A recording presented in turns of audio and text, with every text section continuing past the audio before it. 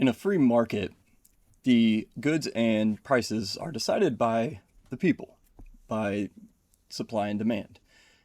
So what we buy, the products that we buy are brought to us because people want to buy them.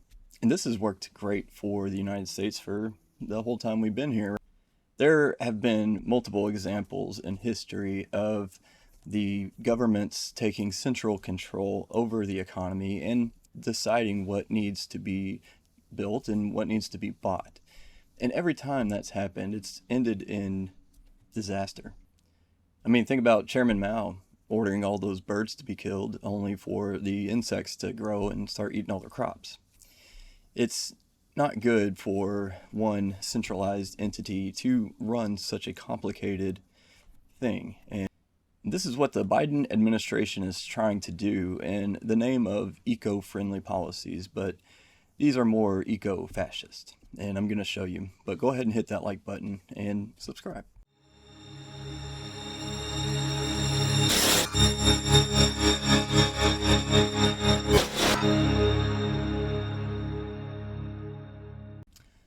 I want to take you over to the Epoch Times, and they have an article written here. The U.S. unveils toughest ever car emissions rule in bid to force surge in EV purchases.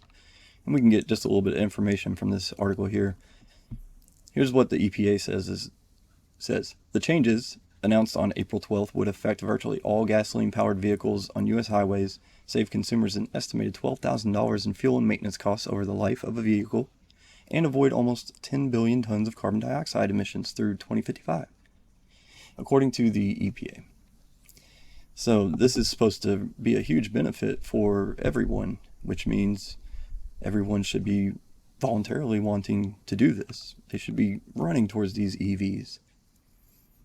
The Biden administration has spent roughly $31 billion on the development of so-called clean transportation over the past 2 years, including the development of a network of EV charging stations, improving the supply chain for materials needed to produce EV batteries, and making loans to companies that manufacture EVs and EV components in the United States. Here's the problem. General Motors, Ford, Stellantis, the maker of Chrysler, Fiat, Ram, and Jeep brands, stated in 2021 that they would aim to reach EV sales of at least 40% of all their new vehicle sales by 2030. The rule change comes 10 months after 6 major automakers pledged to stop selling gas and diesel-powered cars worldwide by 2040. And these are General Motors, Ford, Mercedes-Benz, Volvo, Jaguar, Land Rover, BYD, which is a Chinese automaker I'm sure nobody's ever heard of. And this law is designed to make it unaffordable to drive a gas-powered vehicle on the road. And even though EVs are unaffordable, they will be at least more affordable than the gas-powered cars. I also want to show you this article from The Federalist by David Harsanyi. There's a couple of really good paragraphs in here that I want to share that I thought he captured very well. First, in fascist economies, a powerful centralized state, often led by a demagogue who plays on the nationalistic impulses of people, controls both manufacturing and commerce and dictates prices and wages for the common good. Any unpatriotic excessive profits are captured by the state. All economic activity must meet state approval, and crony rent-seeking companies are willing participants. Now, I'm not saying we already live in a fascist economic state. I'm just saying the Democratic Party economic platform sounds like it wishes it were. So this sounds a lot like what's going on. The crony rent-seeking companies are willing participants. You just heard that all of those auto manufacturers pledged to stop selling gas and diesel-powered cars, even though the market is not calling for that. The only one calling for that is the government. And then here's another paragraph.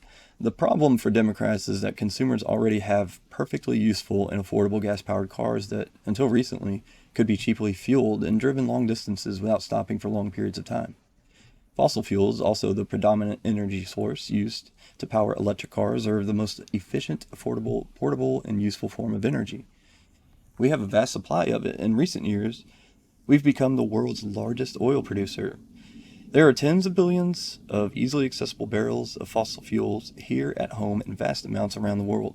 By the time we run out, if ever, we will have invented a far better way to move vehicles than plugging in an EV battery, which is made by emitting twice as many gases into the air as a traditional car engine, into an antiquated windmill. And there's another huge issue is we're moving backwards in technology. We're not improving our lives with this new technology. We're actually hindering ourselves more.